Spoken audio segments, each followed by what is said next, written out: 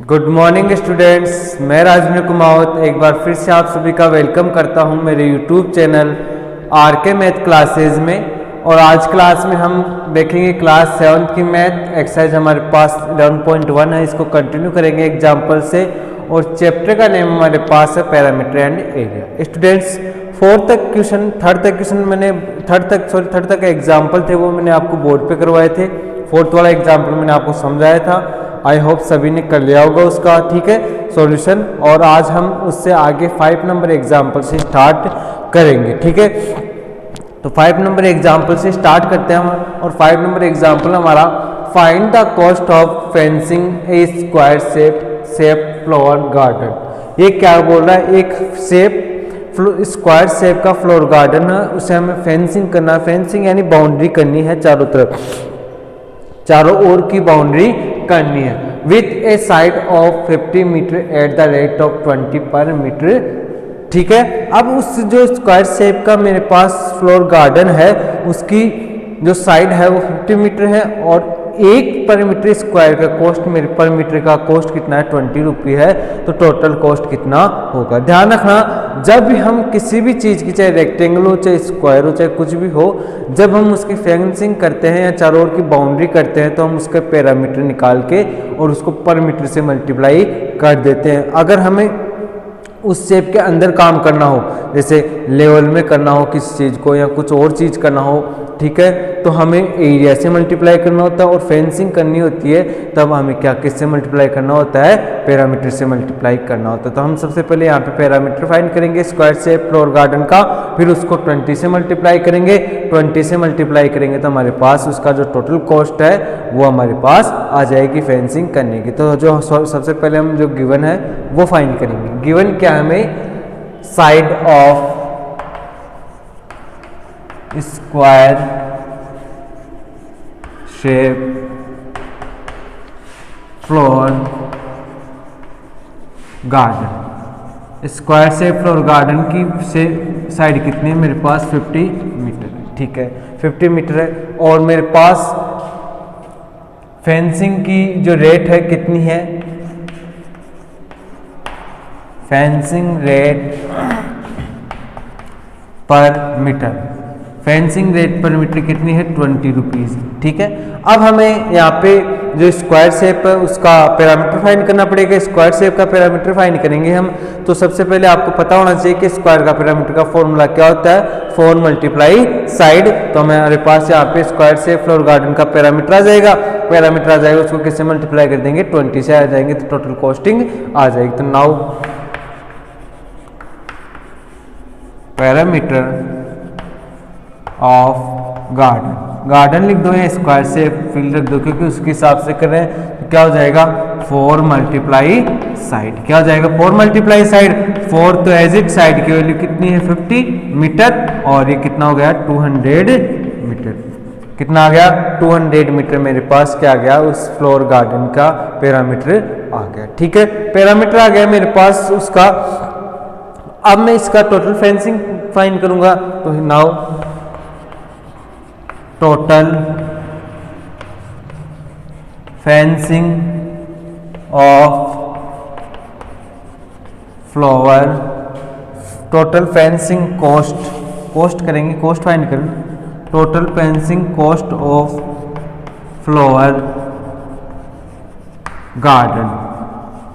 तो क्या हो जाएगा, फॉर्मूला उसका rate multiply parameter, rate multiply क्या हो जाएगा, पैरामीटर हो जाएगा। रेट मल्टीप्लाई पैरामीटर हो जाए तो रेट कितने मेरे पास 20 है और पैरामीटर कितना है 200 आया है। तो 200 आया है तो मेरे पास टोटल रुपीज़ कितना हो जाएगा, 4000 रुपीज़ मेरे पास टोटल रुपीज़ हो जाएगा। यानी टोटल फेंसिंग करने की मेरे पास कॉस्ट कितनी हो जाएगी, 4000 रुपीज़ हो जाएगी।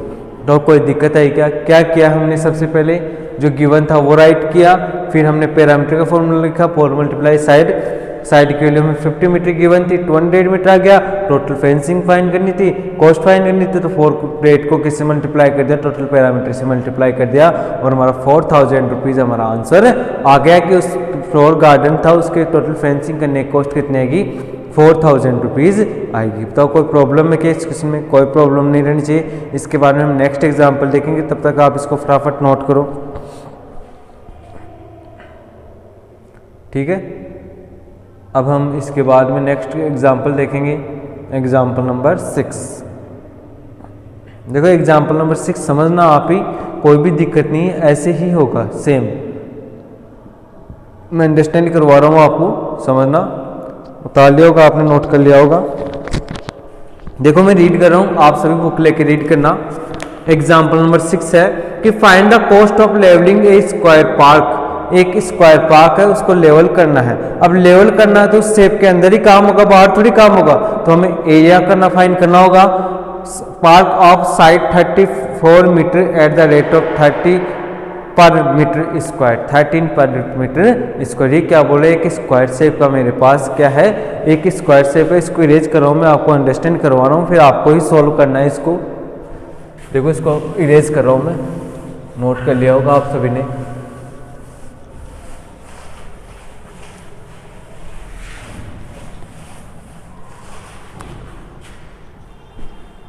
देखो ये क्या बोल रहे हैं कि स्क्वायर शेप का मेरे पास फील्ड, ये एक स्क्वायर शेप का मेरे पास क्या हो गया, ए बी सी और डी। स्क्वायर शेप का क्या है मेरे पास, पार्क है, और उसकी साइड मेरे पास 34 मीटर है। उसकी साइड कितनी है, 34 मीटर है। अब क्या करना चाहता, मान लो ये उबड़ खाबड़ जमीन है, ऐसे ये ऐसे उबड़ खाबड़ स्क्वायर शेप का पार्क है, ठीक है। अब इसको लेवल में करना चाहता है, यानी एकदम से लेवल में करना चाहता है। तो लेवल में काम होगा वो तो अंदर की ओर ही होगा, अंदर की ओर होगा तो कोई भी काम करेंगे तो अंदर की ओर का होगा काम। तो स्क्वायर एरिया फाइंड करना पड़ेगा हमें। तो हम क्या करेंगे, सबसे पहले इस स्क्वायर शेप का क्या कर लेंगे, अपन एरिया फाइंड कर लेंगे। सबसे पहले तो गिवन है वो लिखेंगे साइड, ठीक है, और पर मीटर स्क्वायर की कॉस्टिंग कितनी है, 13 रुपीज़ है, तो वो लिख लेंगे। फिर अपन लिखेंगे area of square shape field, तो 34 का स्क्वायर हो जाएगा, एक का स्क्वायर 34 का स्क्वायर हो जाएगा। इसके बाद में क्या होगा, इसके हमें क्या फाइंड करनी है, टोटल कॉस्ट फाइंड करनी है। तो now total cost of levelling garden, तो गार्डन की टोटल कॉस्ट कितनी हो जाएगी, rate multiply area. Rate multiply वहां पे तो इस पर मेरा पैरामीटर हुआ था, यहाँ पे क्या हो जाएगा, रेट मल्टीप्लाई एरिया। और रेट तो कितनी है मेरे पास, 13 रुपीज़ है।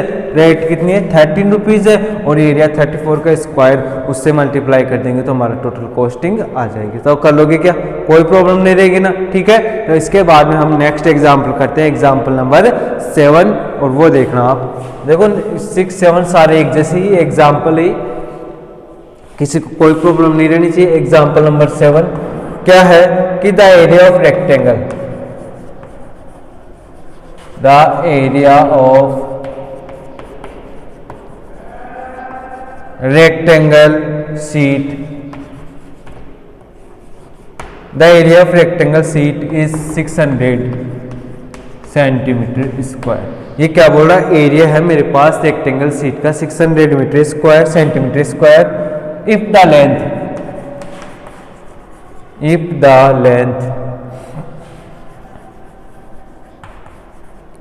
Length of the sheet, if the length of the sheet is 20 meters, 20 centimeter, find its width, and parameter, find its width and parameter।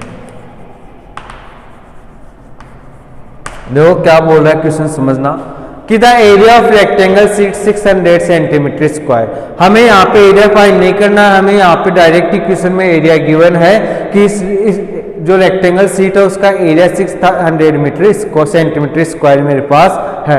If the length of side sheet is 20 metre, हमारे पास length भी given है उस sheet की, कितनी है, 20 centimetre है। Find its width and area and parameter. तो हमें क्या बोल रहा है, उस शीट का विड्थ यानी चौड़ाई और पैरामीटर हमें फाइंड करना है। तो सबसे पहले हम जो भी गिवन है वो राइट करेंगे, फिर हम रेक्टेंगल का एरिया का फॉर्मूला जानते हैं, क्या होता है, length multiply breadth equals to area put करेंगे, लेंथ की वैल्यू पुट करेंगे और ब्रेथ की वैल्यू रहेगी बी मान लेंगे हम, और इक्वल टू 600 सेंटीमीटर स्क्वायर हो जाएगा। 20 से डिवाइड होगा, ब्रेथ की वैल्यू आ जाएगी। फिर हमें पैरामीटर फाइंड करने के लिए कह रहा है, तो एल और बी की वैल्यू हमारे पास आ गई और वे फॉर्मूले में पुट करेंगे और हमारा सॉल्यूशन हो जाएगा। ठीक है, तो हम बोर्ड पे देखते हैं कैसे इसका सॉल्यूशन होगा। सॉल्यूशन करते हैं इसका। सबसे फर्स्ट गिवन क्या है, गिवन क्या है, एरिया ऑफ सीट। सीट का एरिया कितना है मेरे पास 600 सेंटीमीटर स्क्वायर। लेंथ कितनी है, लेंथ कितनी है मेरे पास 20 सेंटीमीटर। ब्रेथ मेरे को क्या करनी है, बी की वैल्यू मेरे को फाइंड करनी है और पैरामीटर मेरे को क्या करना है, ये दोनों चीज मेरे को फाइंड करनी है। ठीक है, ये मेरे को गिवन था, ये मैंने राइट कर दिया। अब मेरे को क्या करना है, बी की वैल्यू फाइंड करनी है सबसे पहले, क्योंकि बी की वैल्यू रहेगी तो ही मैं पैरामीटर फाइंड कर सकता हूं। ठीक है, तो बी की वैल्यू फाइंड करूंगा तो बी की वैल्यू कैसे फाइंड कर सकता हूं, एरिया मेरे को क्वेश्चन में गिवन है, एरिया मेरे को गिवन है तो मैं एरिया का फॉर्मूला लगा के यहाँ पे का फॉर्मूला राइट कर सकता हूं। तो क्या होगा, now area of rectangle seat. Area of rectangle seat क्या हो जाएगा, लेंथ मल्टीप्लाई ब्रेथ। अब एरिया की वैल्यू आपको कितनी गिवन है, एरिया ऑफ रेक्टेंगल सीट कितना है 600 सेंटीमीटर स्क्वायर। जो वैल्यू गिवन है वो पुट कर दो। लेंथ की वैल्यू कितनी है 20 सेंटीमीटर और ब्रेथ की वैल्यू कितनी है, बी ही है, आप बी ही मान लो, बी ही लेट कर लो, इस कैपिटल स्मॉल बी ही लिखना। ठीक है, अब बी की वैल्यू आपको फाइंड करनी है, तो देखो बी मल्टीप्लाई में है, बी की वैल्यू फाइंड करनी, बी मल्टीप्लाई में तो 20 का में आ जाएगा, डिवाइड में तो 600 centimetre square upon 20 centimetre. 1 centimetre से 1 सेंटीमीटर कैंसिल, 0 से 0 कैंसिल और 1 3 टाइम कैंसिल हो गया। ठीक है, 30 टाइम कैंसिल हो गया, तो बी की वैल्यू आपकी कितनी है, 30 सेंटीमीटर आई नहीं है। बताओ ब्रेथ वैल्यू 30 सेंटीमीटर आई नहीं है, आ गई ना। अब एल की वैल्यू भी हमारे पास, बी की वैल्यू भी आ गई, बी की वैल्यू आ गई तो हम पैरामीटर आराम से फाइंड कर सकते हैं। तो अपन करेंगे we know that, we know that, हम जानते हैं, क्या जानते हैं कि पैरामीटर इक्वल्स टू क्या होता है, parameter of rectangle sheet, parameter of rectangle sheet equals to क्या हो जाएगा बताओ, 2 ब्रैकेट लेंथ प्लस ब्रेथ। हो जाएगा नहीं हो जाएगा बताओ, फॉर्मूला आप सभी को पता है। अब 2 ब्रैकेट लेंथ प्लस ब्रेथ हो गया मेरे पास यहाँ पे, तो 2 तो एज इट, लेंथ की वैल्यू कितनी है मेरे पास 20, ब्रेथ की वैल्यू कितनी है मेरे पास 30, ब्रेथ की वैल्यू कितनी है मेरे पास 30 है। ठीक है, अब 20 और 30 कितना हो गया बताओ, 20 और 30 50 और ये कितना हो गया 100 सेंटीमीटर। 100 सेंटीमीटर मेरे पास क्या आ गया, पैरामीटर आ गया। तो कोई दिक्कत आई क्या आपको, नहीं आई ना। कैसे किया दोबारा देखते हैं। एरिया ऑफ सीट में 600 सेंटीमीटर स्क्वायर गिवन है, लेंथ 20 सेंटीमीटर गिवन है, ब्रेथ की वैल्यू हमें फाइंड करनी है।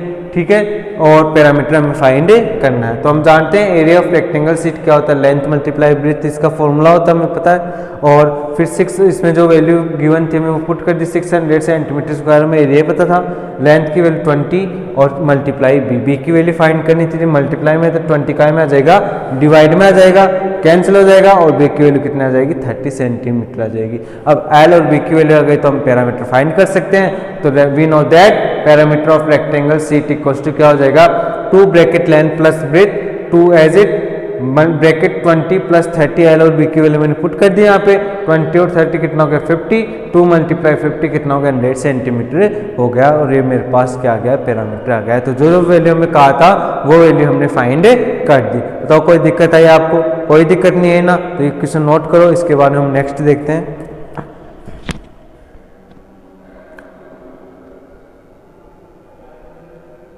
ठीक है, कर लिया नोट। अब हम नेक्स्ट एग्जांपल देखेंगे, देखता हूं देखिए आप समझ जाते हो या मेरे को करवाना पड़ेगा। Example number 8।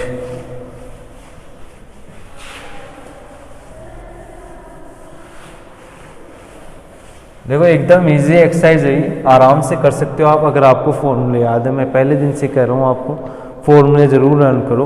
देखो क्या दे रहा है, find the cost of fencing a rectangular park 22 metre long and 50 metre width at 3.50 per metre. देखो जैसे ही हमने आज क्लास में पहला एग्जाम्पल यानी एग्जाम्पल नंबर 5 किया था, सेम वो की वही है। लेंथ दिया हुआ आपको, ब्रेथ दिया हुआ है और कॉस्टिंग पर मीटर स्क्वायर की दी हुई है आपको, कॉस्टिंग दी हुई है पर मीटर स्क्वायर।